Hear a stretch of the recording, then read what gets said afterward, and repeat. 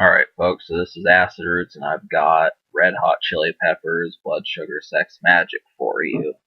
This album came out in 1991, and it sold quite a bit. I'm pretty sure it was a multi-platinum album. Yes, it was. So, between that, really uncorking or digging up this genre, which is alternative metal, funk rock, that sort of thing.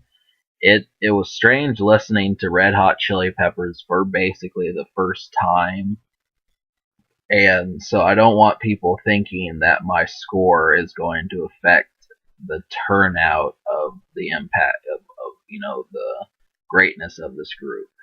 So just because, I'm a first listener, first listens do not always mean you're going to like it immediately off the first time. There's been several things like, you look at some of these and not always is the first time you listen to something going to be it. So I understand that this was, one of the better albums of the 1990s, but, as I attempt to broaden the horizons of this channel, I'm going to have to, go through some transitions. So this is something I wanted to do. Blood Sugar Sex Magik. I was interested in seeing what the Red Hot Chili Peppers are about. They dropped an album recently. I'm going to start messing with more of their music. This one was kind of like, it feels like a sleeper to me, but I'm thinking, down the road I will probably want to listen to this album much more. And so that's the main thing to cover. There were several singles released from this project, most notably the song Under the Bridge, which I think that really just reminds me of a sunny day in California. So many different ways. I mean, there's obviously a lot more to them. There was Give It Away, Suck My Kiss, and a couple others that also charted. And I will say that, well, it's hard to kind of figure out what the mentality of what was of this project. And of course, a more thorough listen might do that, but it feels like I'm just trying to think if this music is standing the test of time, or if it's locked, 25 years ago, like only people to a certain extent. But obviously, I think the music, it's good. It takes someone who listens to rap mostly going to something else. But it stands to reason that this album is good.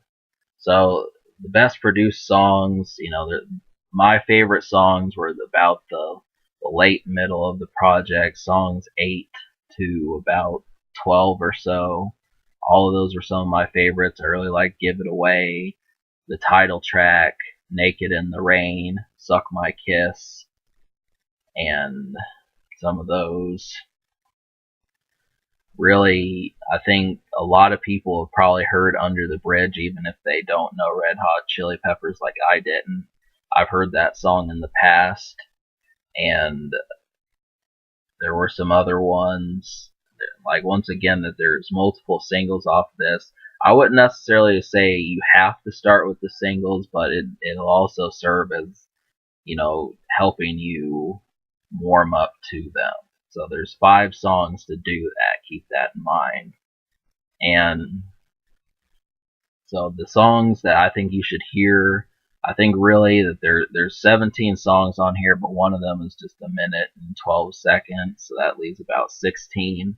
The other one is 8 minutes, so that gives you, but I liked about 9 out of the 16 songs that were left, and I'm going to list those now. So If You Have to Ask, Breaking the Girl, Suck My Kiss, The Righteous and the Wicked, Give It Away, Blood Sugar Sex Magik, Under the Bridge, Naked in the Rain, and the Greeting Song. And all of these, to me, the big thing that I felt about these songs was it reminded me, I mean, I don't really know alternative metal or these different genres that well, and it's kind of like, you get used to metal, and that's not the almost main focus. But to me, I felt like, if I were to listen to this, it would probably be right around this time of year, being in the backyard, having a lemonade, just doing some of these sorts of things, going to the park. Obviously, there's plenty of things for that mentality. It makes you wonder, okay, the Red Hot Chili Peppers, what were they making the music for? What, setting did they have in mind? But, I appreciate what my uh, synopsis, or I'm trying to think of the word for it, my photograph of the way I see this music. I appreciate it, and it makes me want to listen to it more. So, those 9 songs, to me, it just feels like a summer album, and, definitely, songs like Under the Bridge, but I also really did like Give It Away. I like the title track, Suck My Kiss. These were some good ones. Just about every song I mentioned. I mean, the first 2 songs, If You Have to Ask and Breaking the Girl, I'm going to have to get used to those a bit more. Those were the most recent ones that I was thinking of whether or not I liked, but I think this album will hold a lot stronger. So 7 out of 6, or 9 out of 16, or 9 out of 15, depending upon how you look at it. Well, I guess it's 9 out of 16. 9 out of 16 would be, I will give this album a 6.5, because I understand that, it did get 5 singles, it did make a lot of noise, and it is something that a lot of people can relate to and know who they are. So it stood, they've stood up against, those sorts of things, but it's still, I mean, me adjusting to it is still the score that I feel at this time. So, obviously, if the album grows on me and I wind up blasting the whole thing, then I would probably say it would get a higher score. But,